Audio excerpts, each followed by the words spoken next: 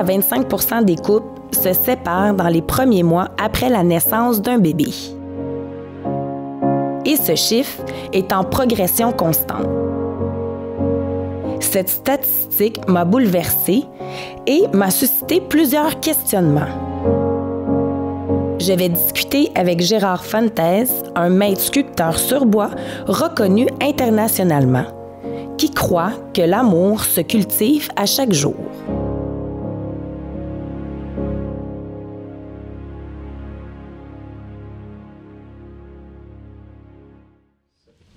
Bonjour Gérard, je suis vraiment contente de vous recevoir. Je voulais vous avoir comme invité parce que je voulais qu'on parle d'amour. Ah.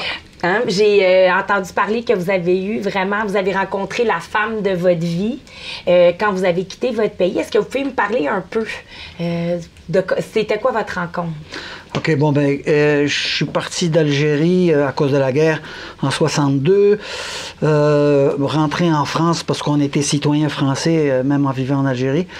J'ai vécu 6 mois sur la Côte d'Azur, puis 1 an dans la région parisienne, mais j'ai pas nécessairement aimé la réception de la part de certaines personnes en France. Donc, comme mes 3 sœurs étaient déjà émigrées ici au Canada, donc j'ai décidé de venir, moi, en 1963.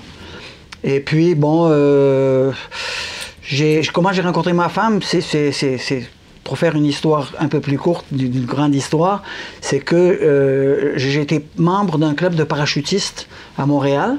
Et puis, à un moment donné, je vois cette grande blonde qui arrive, et puis qui avait un accent. Donc, à un moment donné, j'ai appris qu'elle venait, elle aussi, d'Algérie. Et puis, à son 5e saut, pardon, elle a eu un accident, son parachute s'est fermé, puis elle est tombée assez fort, elle s'est brisé le bassin. Oh mon Dieu. Elle était à l'hôpital à Saint-Jérôme.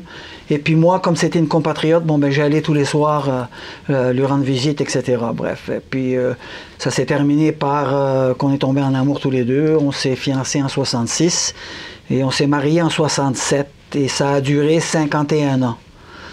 Elle est décédée il y a 24 mois. Elle est décédée en novembre 2017. De cet amour, on a eu 2 garçons, deux garçons fantastiques, Thierry et Patrick. Et puis, ils nous ont donné 6 merveilleux petits-enfants. Oh, wow. Ouais. Mais ça a été 51 ans d'un amour fusionnel. On n'avait pas besoin de se parler, on faisait juste se regarder, puis on savait exactement qu'est-ce qui se passait. C'était...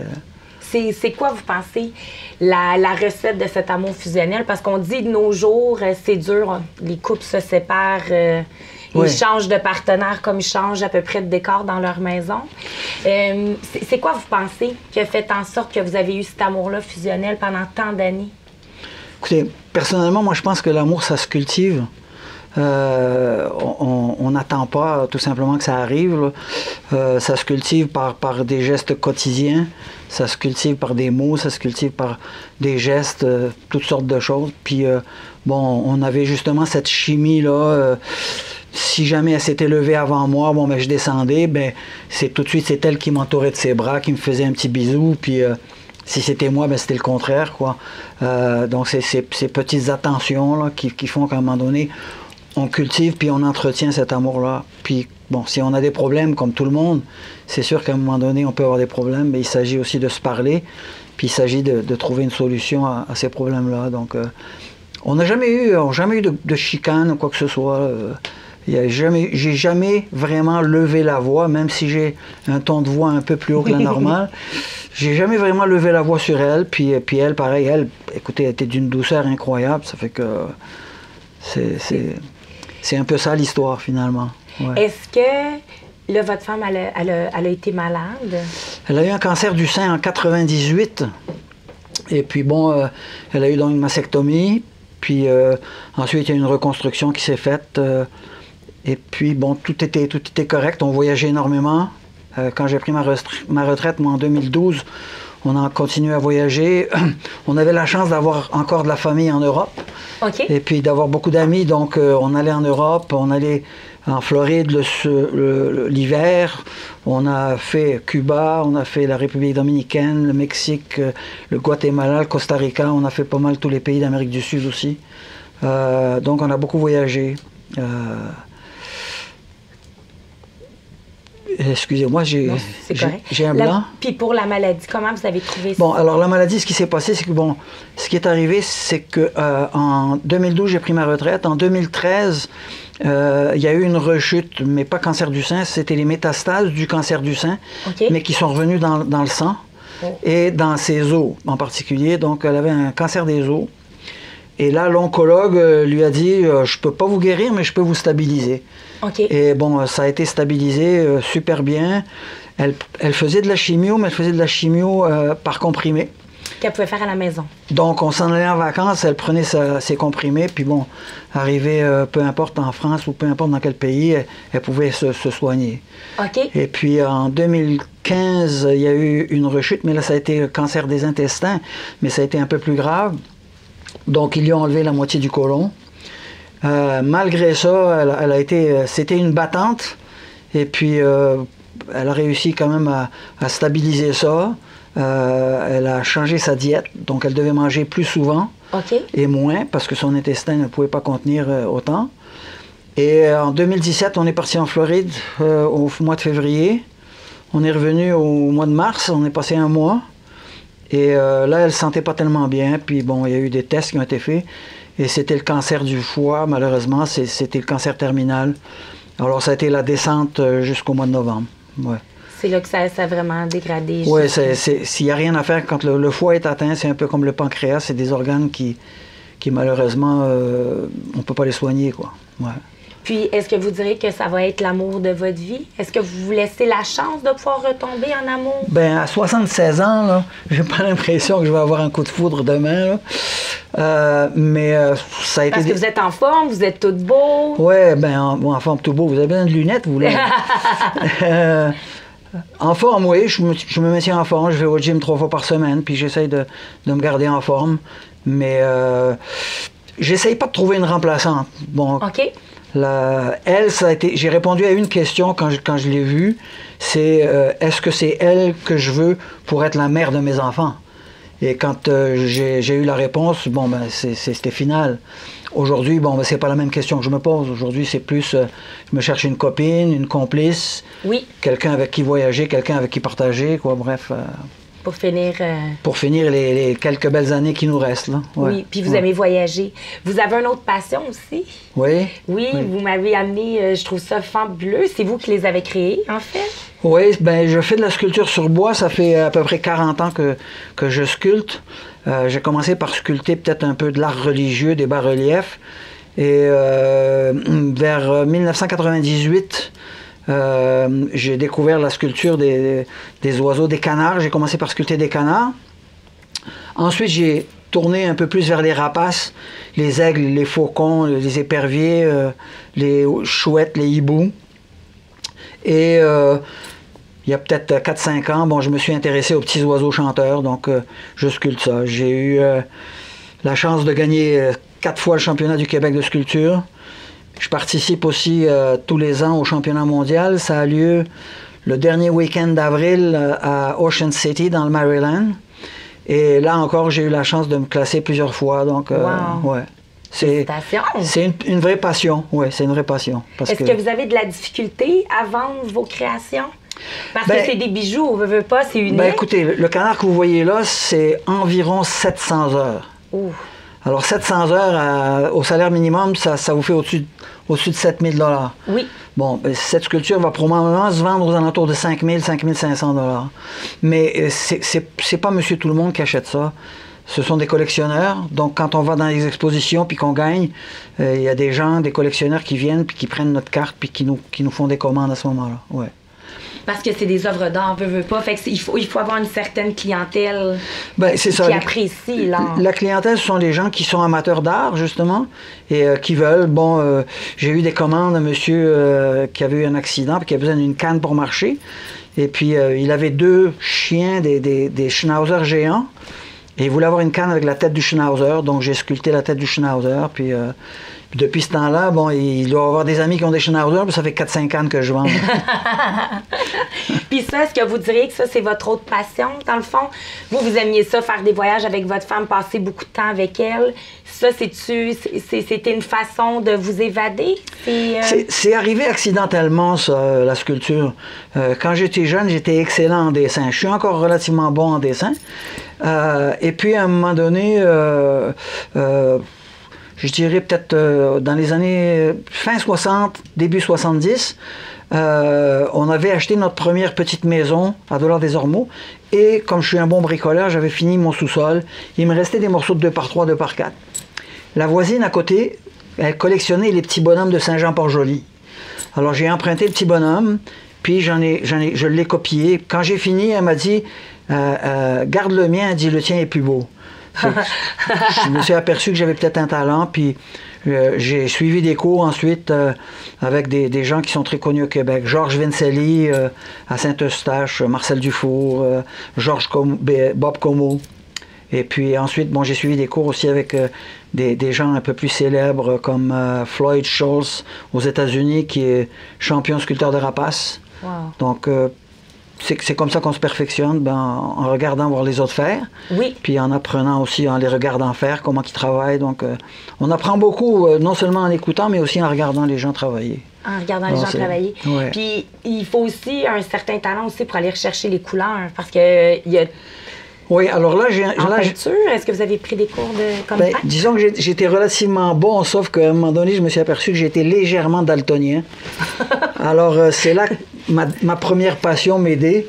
Quand je mélangeais mes couleurs, elle venait, elle fait non, il faut que tu mettes un peu plus de bleu ou un peu plus de vert. OK. Depuis 2 ans maintenant, bon, elle n'est plus là, donc j'ai une amie qui est probablement une des meilleures peintres animalières au Québec. Donc, je vais la voir à ce moment-là quand il s'agit de faire la peinture. Pour être sûr que j'ai les bonnes couleurs.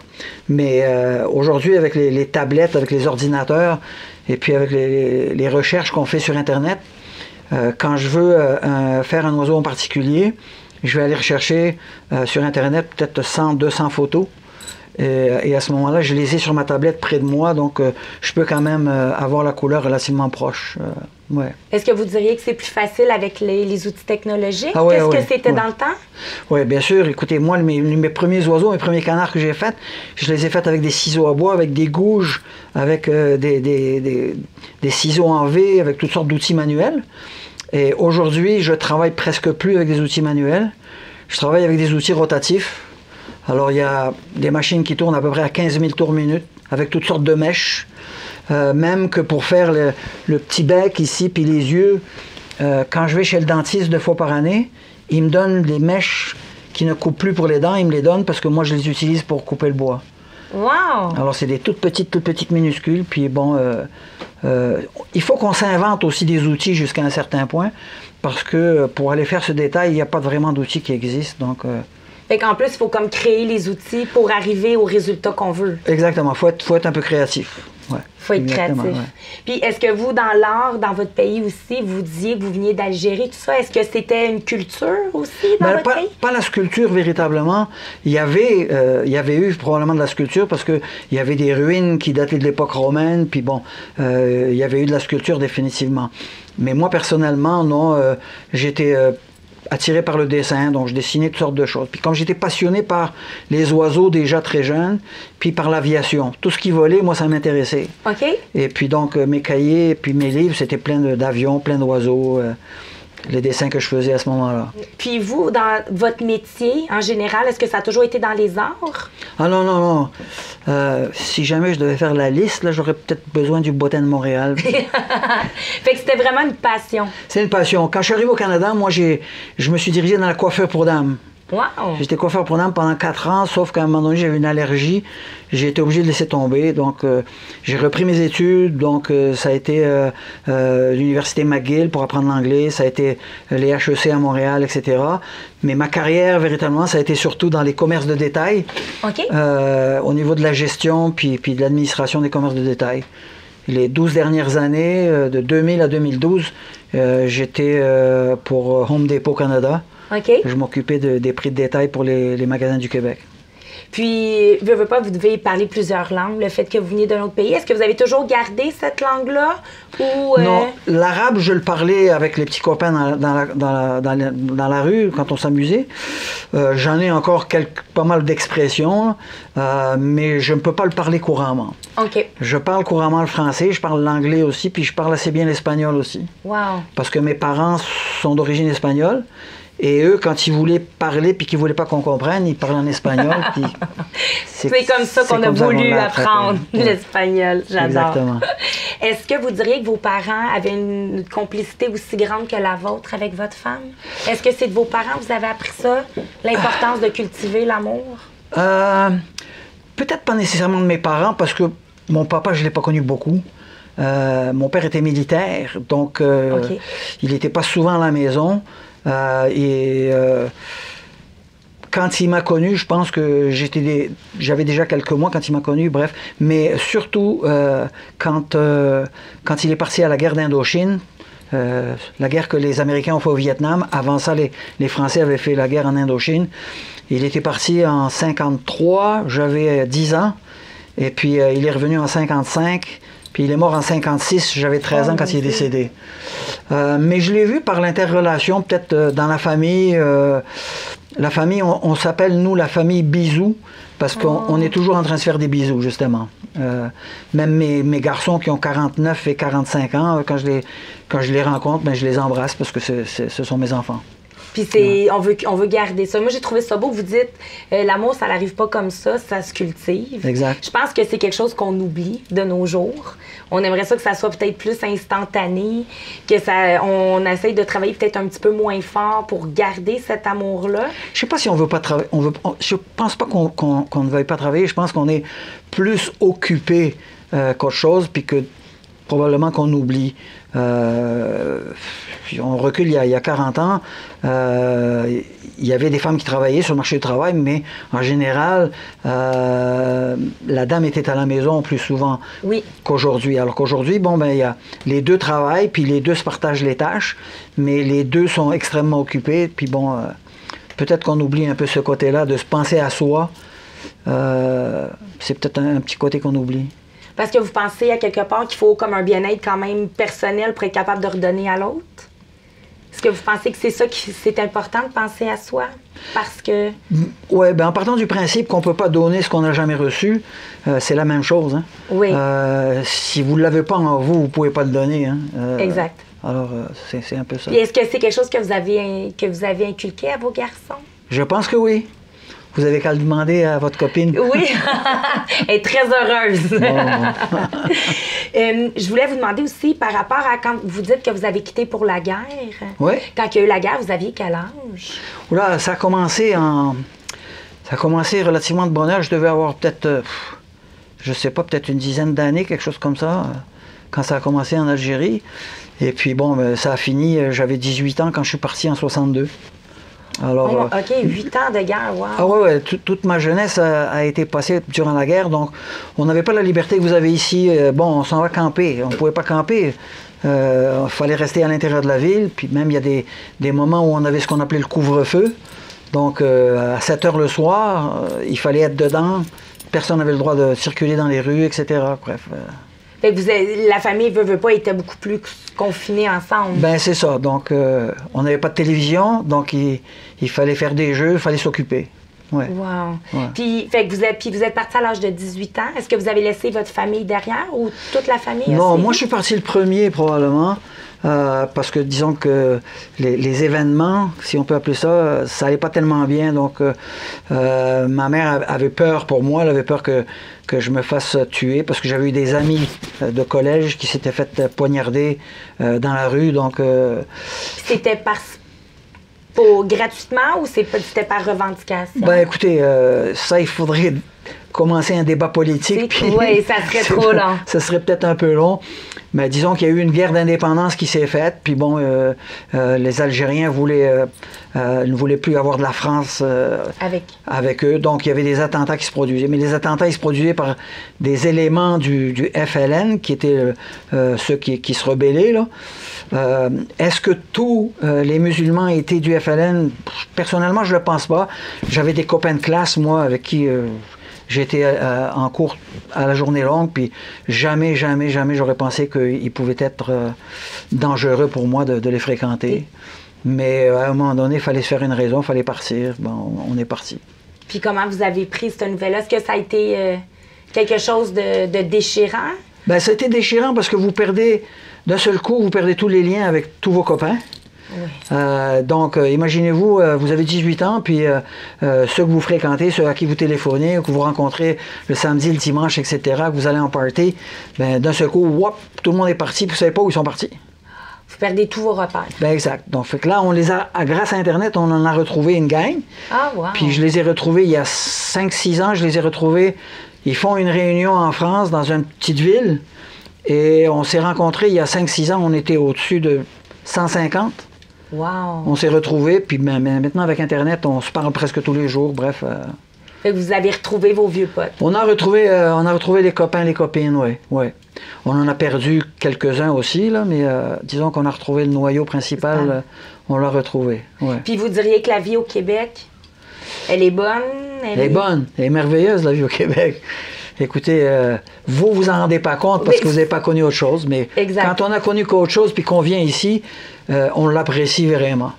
On l'apprécie. Malheureusement, il y en a qui ne s'intègrent pas aussi facilement, mais je dirais qu'en général, les gens qui viennent ici, c'est pour une meilleure vie, puis ils s'intègrent, la majorité s'intègre assez bien. Ouais. Puis comment vous avez trouvé ça, l'intégration? Est-ce que ça a été quelque chose de difficile? Vous parliez déjà le français avant de vous emmener ici? Ah oui, c'est ma langue maternelle, c'était le français. C'était le français. Ouais. Fait que quand vous êtes arrivé, vous étiez capable déjà de... Oui, j'ai trouvé qu'il était dur de se faire une place si on ne parlait pas l'anglais. Donc, bon, j'ai été apprendre l'anglais parce que si on recule, il y a 50 ans en plus, c'était l'anglais qui dominait en majorité à ce moment-là. Hein. Oui. Vous alliez chez Simpson ou dans les magasins comme ça, là, vous aviez de la misère à vous faire servir en français. Hein. Depuis, ça a beaucoup changé, heureusement pour tout le monde. Ouais. Mais fait que l'intégration était quelque chose de quand même... Ah non, mais je me sens... je peux pas dire que je suis pure laine, parce que j'ai encore cet accent, là, mais je me sens complètement intégré. Je me sens complètement québécois. Écoutez, je sais pas si je devrais le dire, mais j'étais dans les premiers membres du Parti québécois. Wow! Oh, ça fait que... vous êtes bien intégré. Oui. Ça serait quoi pour vous? Tantôt, vous avez dit qu'il faut prendre soin de nous pour avoir l'amour, tout ça. Est-ce que vous croyez? Vous croyez que de nos jours, malgré nos occupations, on est capable vraiment de trouver l'amour puis de le cultiver jusqu'à la fin? Ah oui, écoutez, je regarde certains couples autour de moi, puis bon, je le vois que ça existe encore, je le vois que les petites attentions, ces choses-là, bon. Est-ce qu'il y a un plus haut taux de divorce? Oui. Parce que quand on parle de 2 couples sur 3 qui divorcent, là, c'est sûr qu'il y en a beaucoup plus. Mais la mentalité a changé aussi. Avant, les gens étaient plus religieux. Puis bon, et quand on se mariait, c'était... Pour la vie. Pour la vie. Bon, il y en a même qui ont passé leur vie avec des conjoints ou des conjointes avec qui ils n'auraient jamais dû être, mais il fallait rester marié. Fallait rester marié pour les enfants, fallait rester marié pour la religion, pour un tas de raisons qui n'étaient pas nécessairement les bonnes. Quand il n'y a plus d'entente dans un couple, ça ne sert à rien de essayer de raccommoder. Je veux dire, on peut essayer de réparer, mais quand les réparations sont plus possibles, à un moment donné, il faut que chacun prenne son bout de chemin. Et essayer de le faire aussi dans l'harmonie. Oui. C'est pas parce qu'on cesse de s'aimer qu'il faut commencer à se haïr. Hein. Malheureusement, on voit un peu trop de ça aussi encore aujourd'hui. Ouais. Que les gens, c'est ça, c'est l'amour règne. Exact. Mettre de la haine dans son cœur, si vous haïssez quelqu'un, vous n'allez pas lui faire du mal, vous allez vous faire du mal à vous. C'est un peu ça. Hein. Fait que c'est mieux de vivre dans l'amour que dans la guerre. Ben, toujours. Puis, comme si on parlait, quand on perd quelqu'un de cher, que comme vous dites, vous avez été en amour jusqu'à la fin, ça serait quoi c'est quoi qui apaise la douleur de la perte de quelqu'un? Oh, il n'y en a pas. Non. Si vous êtes vraiment en amour, il n'y en a pas. Regardez, ça fait 24 mois et demi qu'elle est partie, puis j'ai été suivi par quelqu'un, parce qu'on m'a dit va voir quelqu'un, va te faire suivre, tu as besoin. Je dis ben non, j'en ai pas besoin. Mon caractère espagnol, mon côté macho disait hey, t'es assez fort pour passer au travers. Mais au bout d'un mois, vous vous rendez compte que non, vous pouvez pas passer au travers. Et puis j'ai été suivre les conseils donc d'une spécialiste qui m'a dit ne posez pas de gestes drastiques, ne vendez pas la maison, ne vous impliquez pas dans une relation, etc., etc. Puis elle avait raison. Je suis encore dans la maison où on a vécu, et puis bon, à peine il y a un petit bruit, puis je pense qu'elle descend les escaliers, même si ça fait plus de 2 ans qu'elle est partie. Je suis à la table de la salle à manger, je me tourne, je regarde la cuisinière, puis je l'imagine en train de cuisiner ou en train de faire quelque chose devant. C'est dur. 51 ans, c'est... 51 ans de vie commune. Exact. Donc, wow. Si on avait vécu peut-être un peu moins, peut-être ça aurait été plus facile, mais non. C'est un peu plus facile maintenant, mais les beaux moments, tout ça, ça reste. Bon, ouais. Ce que j'ai oublié, c'est les derniers mois, la souffrance, tous ces trucs-là, là, c'est plus là. Ça marque moins. Ce qui est là, c'est les voyages. Quand on était à Hawaï, en tout cas, bref, tous ces beaux moments passés ensemble. Puis les photos, toutes ces choses-là. Ça vous fait du bien de revoir les souvenirs? Oui, écoutez, revoir ces photos à elle, c'est super. Je vais souvent les revoir. Même dans mon profil Facebook, je l'ai encore là. Puis je ne sais pas si je vais l'enlever. Écoutez, c'est pas descriptible. On s'en rend pas compte jusqu'au moment où elle n'est plus là. Puis là, on dit, c'était tellement, ça prenait tellement de place, c'était tellement important. Vous vous êtes rendu compte de l'importance, de la grandeur de l'amour que vous aviez pour elle lorsqu'elle est partie? Ben, je m'en rendais compte quand elle était là. Parce que vous l'aimiez. Parce que je l'aimais, puis elle m'aimait, et bon. Mais je m'en suis rendu compte encore plus après. Quand elle est partie, je me dis, j'aurais pu faire peut-être ça, j'aurais pu faire ça. Est-ce que c'est des regrets? Non, mais une espèce de petite culpabilité que j'avais en dedans de moi. Et même si mes amis m'ont dit, écoute, ne te sens pas coupable parce que tu as fait plus que ce que quelqu'un aurait pu faire pour elle. Ça fait que, bon, dans ce sens-là, bon, ben, je pense avoir été avec elle jusqu'au bout. Puis est-ce que vous pensez que vos fils seraient contents de vous revoir partager votre vie? Ben, je leur ai posé la question, oui. Justement, parce que, bon, je vais sur les sites de rencontres, comme ça, bref. Et puis, je leur ai dit, est-ce que ça vous fait quelque chose? Ils m'ont dit, hey, c'est ta vie, c'est pas la nôtre. Mm-hmm. Alors, donc, non, ça leur ferait rien. Ils seraient contents? Je pense. Que vous partagez, que vous voyagez. Est-ce que vous faites encore des voyages seuls? Est-ce que c'est quelque chose... Est-ce que les voyages, pour vous, c'était plus en couple ou... Ben, c'est plus en couple en général. Je vais vous dire pourquoi. C'est parce que quand vous êtes avec quelqu'un d'autre, ben, vous partagez tout. Bon, vous vous levez le matin et vous vous asseyez pour prendre votre café, puis il y a quelqu'un en face de vous. Oui. Tandis que là, ben, il n'y a personne. Donc, je voulais aller cet été en Floride, mais j'hésite. Encore maintenant, j'hésite parce que, bon, je vais y aller 1 semaine ou 2, mais au bout de 2 semaines, à un moment donné... ça peut être long. Oui. Alors, peut-être que je vais y descendre, mais peut-être que je vais y aller 2 semaines. Peut-être que je vais aller en République ou que je vais aller dans le sud, à quelque part, 1 semaine aussi. Bref, je vais revenir, me replonger dans le froid, puis m'écœurer, puis retourner encore. Je sais pas.